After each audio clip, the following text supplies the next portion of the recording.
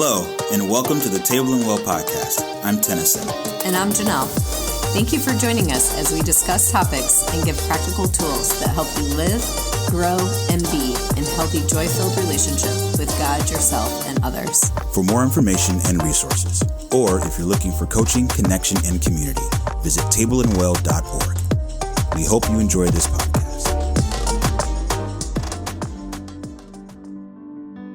You are listening to Fingerprints, how God is transforming the relational health of his family.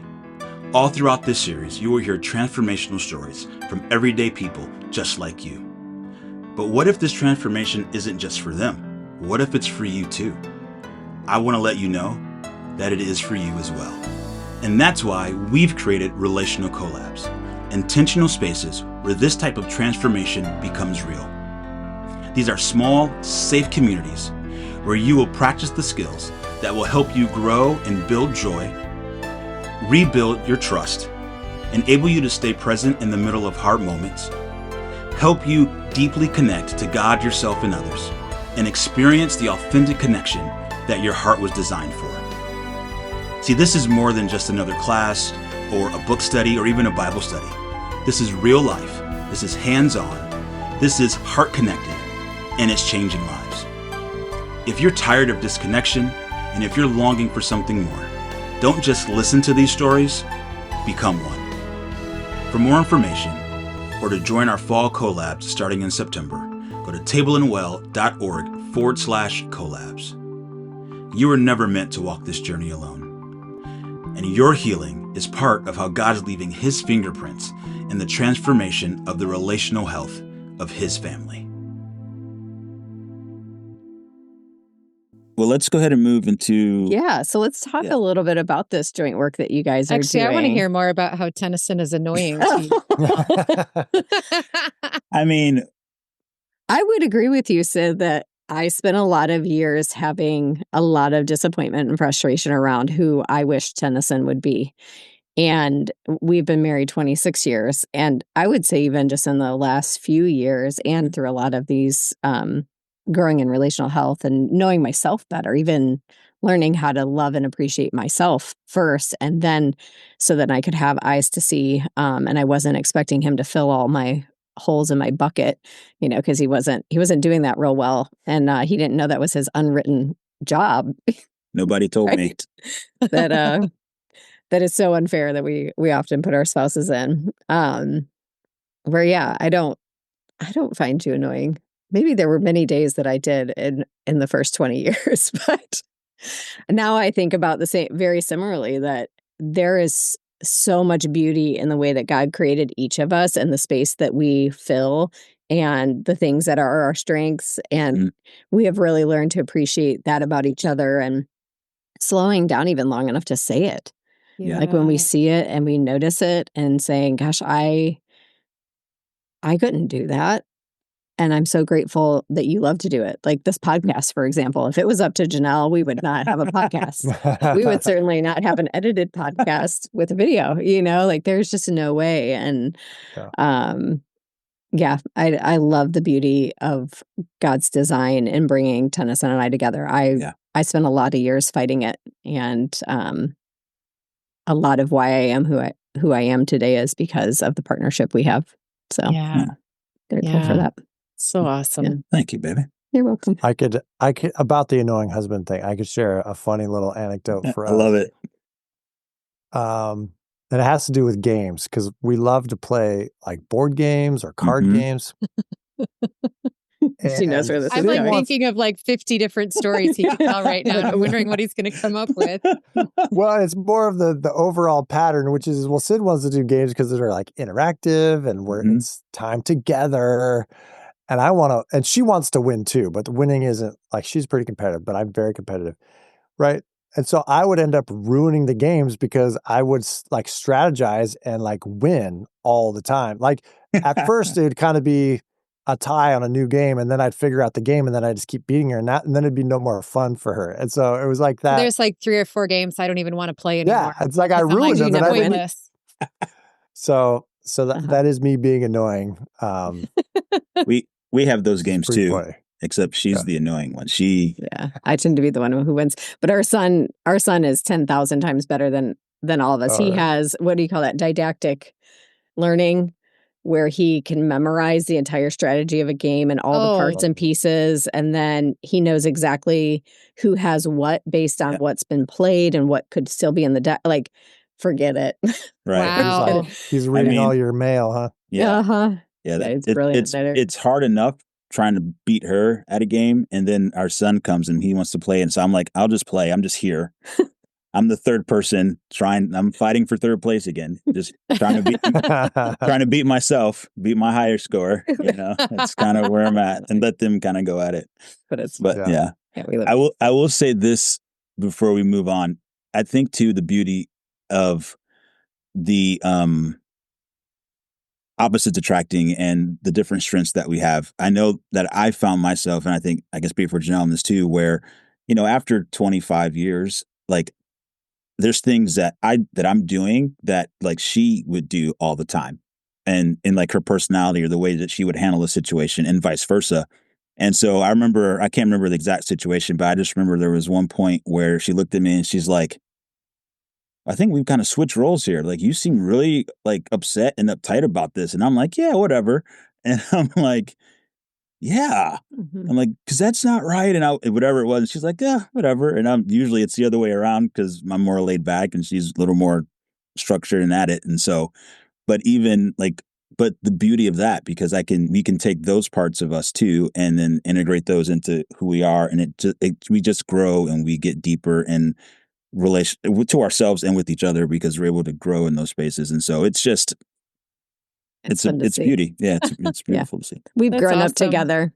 You guys have too, haven't you? I think we talked about that. It's actually, as you say that, I'm like, there have been a couple moments when I do feel like Geoff and I have switched roles, but I know that I don't want to say that out loud to him, because if I was in my previous role, I wouldn't want to hear it. So I'm like, I'm not going to say out loud right now, hey, I think we've switched roles, because then he'd be like, oh, right. So I just don't say it, but I have noticed that. So that's really funny that you have too. Yeah. Yeah. Sure. It's a little disorienting and surprising all at the same time. Mm-hmm. And a new layer of curiosity, how we begin to rub off on each other and teach each other, right? Like we grow and learn by observing. Well, and it's always amazing, not even just in our marriages, but just when we have those moments where we look at how we're behaving or how we're feeling in the moment, we're like, this is really new. Yeah. Like, it didn't used to be this way. And this is what it feels like to be more free, to be more integrated, to be more whole. Yeah. Mm-hmm. And just those moments of wonder at like, wow, this is a new world. Yep. Yeah. And they often come like that. A lot of this growth is not on okay, I understand this concept and now I'm going to execute it. Right. So much of it is not a cognitive choice that we make. It is definitely something that is embodied. Yeah, it's embodied. And on the other side of living it out, we're like, wait, I did that. I am new. Or I didn't do that. Or I didn't do that. Yeah.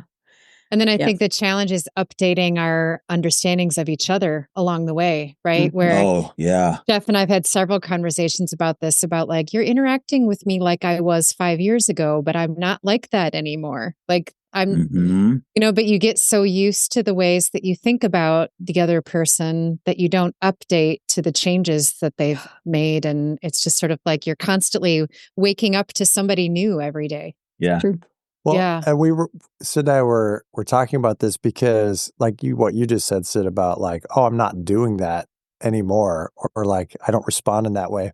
And I was thinking, well, it's really hard to update your vision or your experience of a person when they're not doing things, right? Because you take notice of things that do happen. You don't really take notice of things that no longer happen. It's good. And so it's hard to update that, like, oh yeah, I've changed and she's changed in these good ways, that these like things aren't showing up.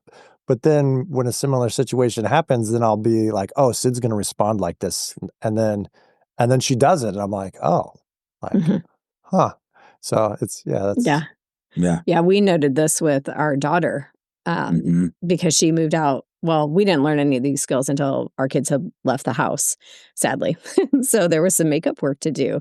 And a lot of that was around relearning each other and giving her an opportunity to grow and show up differently, and her giving us an opportunity to grow and show up differently, and having the conversations of that of, I'd love a chance to try something different. Yeah. I'm not the same person I was a year ago at all. And learning to respond differently and leave grace and space for, could it be different this time? Yeah. And even as we're trying and practicing, and maybe it wasn't as different as we hoped it would be, but it's closer to where we want to be. All of us want to be. Oh, it's such a hopeful journey we're on, isn't it? It is. It really is. It really is. Yeah. There's definitely a light at the end of the tunnel. Mm-hmm. Yep. What if your relationships could change? Most of us were never taught how to do relationships well. See, when you were younger, you were told to be kind, to be nice, to play with others, to share. And then as you got older, you were told you need to listen better, you need to communicate more, and you need to share your emotions and your feelings with other people around you. But the thing is, you were never taught how to do any of those. And because you were never taught, you're all grown up, and you feel disconnected, you feel lost, and you feel alone. So here at Table and Well, we have developed Relational Collabs. Our signature training is a 24-week guided experience that will teach you practical, simple, and powerful tools and skills that are proven to bring joy, healing, and connection to your most treasured relationships. And the beauty of these labs is that you don't have to do this alone. You will gather online weekly with a community of people that are walking through and are on the same journey that you are. This is a safe place for you to learn, for you to grow, for you to share, and for you to practice these skills that you're going to be learning. See, in community is where true transformation and true growth actually happens. So whether you're married, whether you're parenting, or whether you're finding your way through this world solo, knowing how to do relationships is everything. You can grow, you can change, and you can relate differently to those around you. If this is your moment to change everything, we would love to walk this journey with you. We have 2 opportunities for transformation this fall. Mondays at 8 p.m. or Wednesdays at 11 a.m. Relational Collabs begin the week of September 15th. You can go to tableandwell.org/collabs to register today. At Table and Well, we are bringing relationships back to life.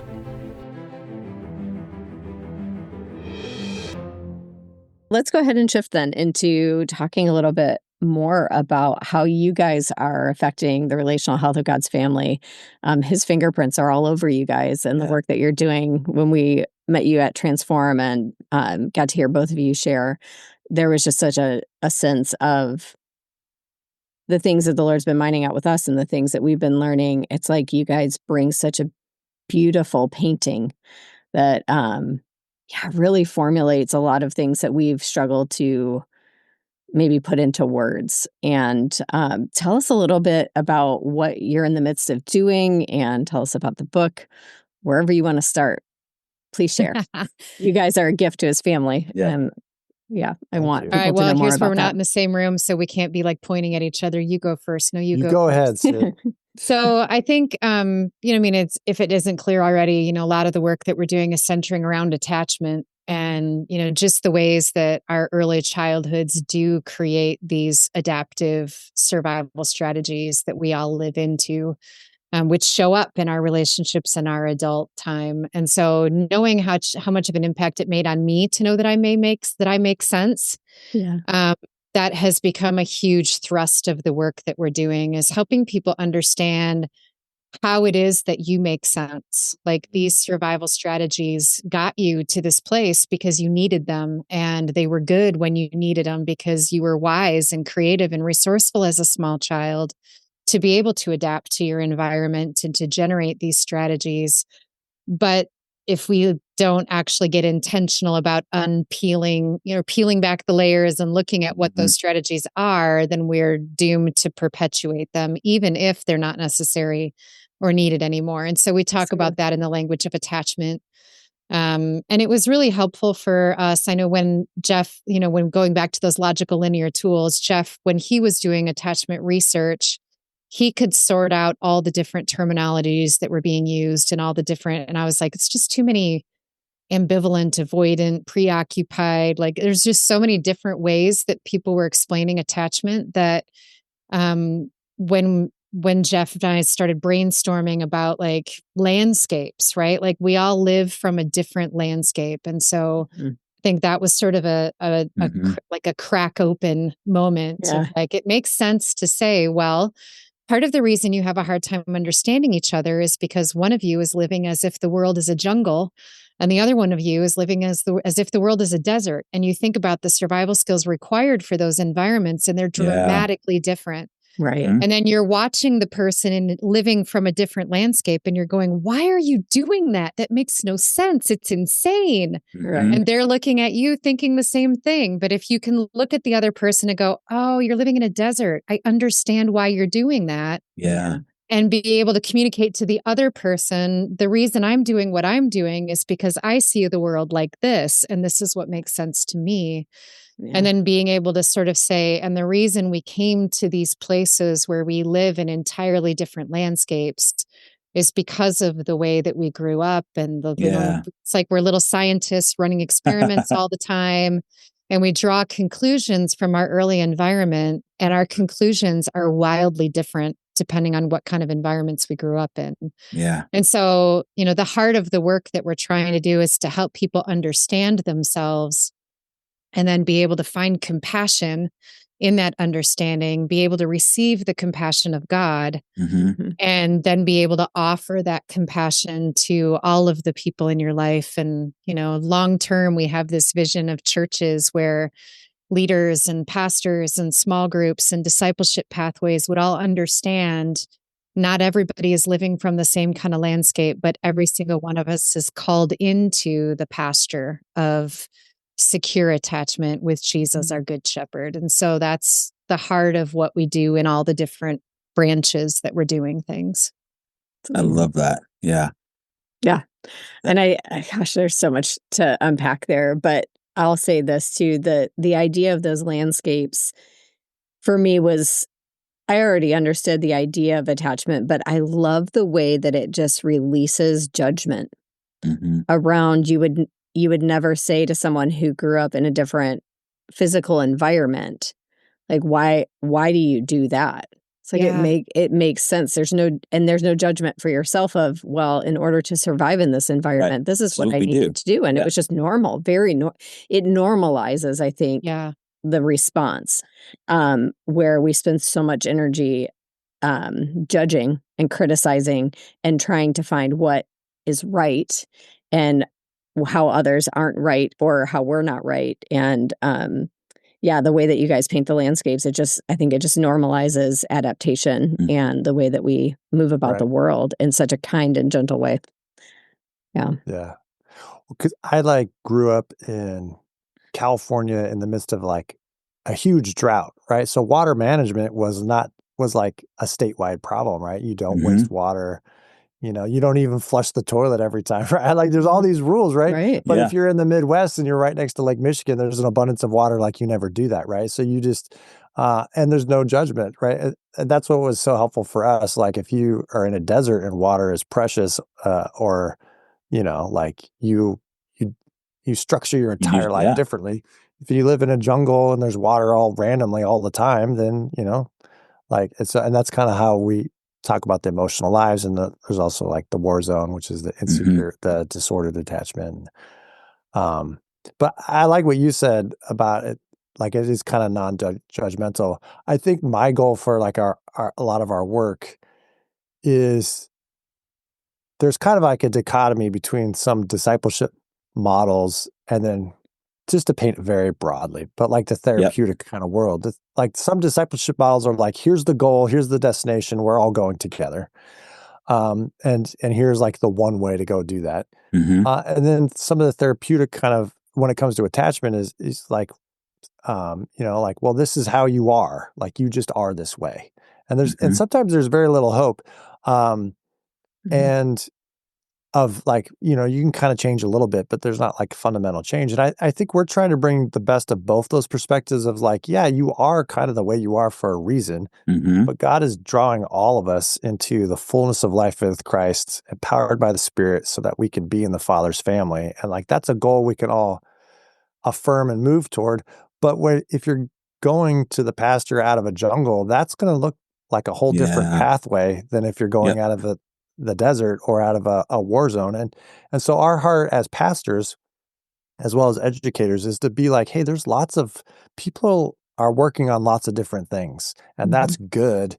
And we don't need to sit by, because sometimes I feel like churches could be very like, oh, why do they all focus on that? We're all about doctrine and truth and the Bible. Yeah. Those people are all about like feeling, and then you get the reverse, that's like the frozen chosen who just kick, but they don't really have a vibrant faith. And it's just like, hey, like what we need is integration. We need to be holistic. We need to be drawing all these things together. So that's really kind of our like passion, is to affirm like all the good things, and then also understand that there's lots of pathways that we need to be aware of. Yeah. And then it's been so exciting too, with like the emergence of interpersonal neurobiology and like the ways that we can understand our nervous systems and how our nervous systems actually get shaped differently depending on how we grow up as well. And so even just learning different ways of dealing, being embodied and working with our own nervous systems and understanding other people and understanding the way that we are physiologically shaped by our environments, as well as spiritually and relationally. And, it's just, I think and that's what makes it so hopeful too, is the more we learn about the plasticity of our brains and how, things that wire together, fire together, wire together, but then you can also create new clusters of activity in your brain. So then you can create new bundles of wiring. And so I just think it's so much more hopeful than I think it was before we knew what the brain did and like we knew that the brain could change. Yes. And so it's just that sort of, and what we're trying to do too is sort of, you've got some people in the church who really are almost allergic to science. And then you've got some people who are so science focused that that's the answer to everything. And so trying to bring those worlds together as well as like, as we're able to see the activity of brains, it's just showing us what God has always told us in his word. And so being able to read the Bible from that kind of perspective and being able to unpack passages in ways that we can understand more fully, because now we're seeing how the brain actually works and how relationships happen in our brains. And it's just really, I feel like it's such an exciting time to be alive and to be doing this work we're doing. Yeah. I love that. It makes me think of like the invitation of Scripture. We have often turned it into we'll just choose this new way, like, and that's all you have to do. And we've now come to understand and discover that there's a lot more complexity to it, but yet the invitation is still equally as simple. And it's universal. That idea of pasture, somehow we have all said yes to Jesus because we wanted to say yes to that invitation. Because we all can feel it. We can all sense it. We long for that in our souls.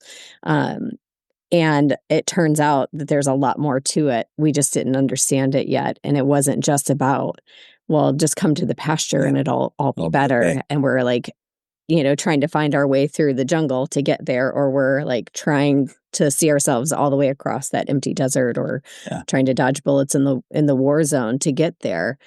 And we've not had the language to be kind to one another as they make the journey. Like we want the journey to be a transportation, like we just get like transported, like picked up and like dropped in. And that's part of what we, I think, have communicated previously in what it is to be a follower of Jesus. Like you just get like raptured out of your old way and into the new way. And there's a journey, right? Of learning how to live in the pasture. Right. And that really is it. You've been listening to the Table and Well podcast. New episodes stream every Tuesday. If you have enjoyed this podcast, please leave us a review to let us know. Also, subscribe on your favorite listening platform to stay up to date on all things Table and Well. To learn more, start your journey, or get information on how Table and Well can help develop your community, family, or teams to be relationally healthy and authentically connected, please go to tableandwell.org/collab to schedule an interest call, or you can email us directly at known@tableandwell.org.